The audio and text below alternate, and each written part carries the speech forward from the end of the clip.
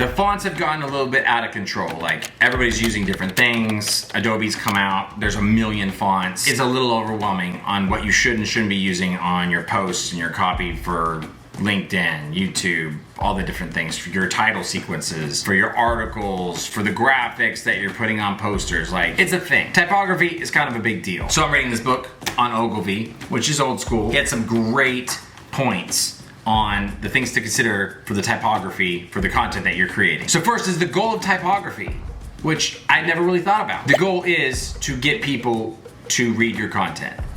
That's the goal of typography. Bad typography makes people not want to read your stuff. Just because you think all the little curvy lines and flourishes in that particular font are awesome, if somebody sees that and like, I'm not doing that, you've just wasted your time. So if the goal of typography is to get as many people as possible to read your content, then your font selection and the way that you use it should be with that in mind. Something easily readable. I always thought, when I saw capital letters, that the person is actually yelling at me, which is already a turnoff. But even back then, before texting was a thing, Ogilvy says that capital letters were a horrible thing because they actually interfere with the way that your eyes scan over the words. If you have lowercase words, your eyes will naturally scan over them and read them faster. But if we put them in all capitals, your brain naturally goes to actually each letter and putting the words back together, which I didn't know. But he says if you capitalize all your paragraph, it will wear the audience's eyes out faster and then they won't want to read anymore. So the point is, don't use capital letters. Avoid superimposing your typography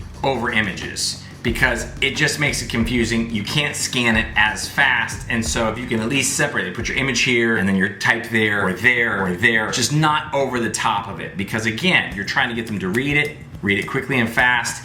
And putting it over an image makes it harder to do that. Don't use a period at the end of a headline. It looks weird and it makes the audience think you're done and it's stopped and they can move on to the next thing. So don't put it on a period. That way they get to the end of that and they think, I should keep reading it because there's no period. If you're doing long copy, sans serif can be cool and look kind of cool, but it is harder to read than normal serif. It just is. Serif helps your eye pick up all the little flourishes on each of the letters and you can scan and read faster that way. If you got longer copy, there's a reason why a lot of books and novels have serif copy. White type on a black background, usually not good unless you're writing like something on a newspaper, and since barely anybody reads newspapers anymore and I don't even know where you can buy one now, you should probably just avoid it. Black type on a white background, always the best. 5-point font is too small, 14-point font is too big. For some reason, we've all gotten used to 11-point font. It just looks right. It's the right size. You don't have to like hold it way out there to see it. You don't have to zoom in real close and get your, right up on your face. 11-point font is ideal. I know growing up, I'm pretty sure that our teachers made us use 12-point, but that's when we were trying to make the papers last longer. I don't know. That was the whole thing. If you add a line spacing between your paragraphs, people will like your content more. It's just true.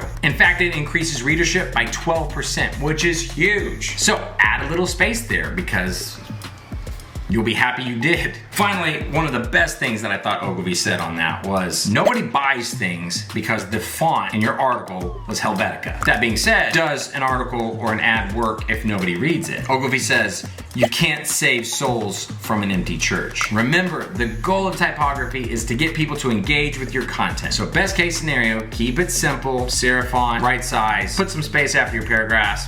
You're gonna be gold. Hopefully you found this helpful, and if you did, do me a favor, leave me a like and a share. I'd super appreciate it. That's it, I'm out.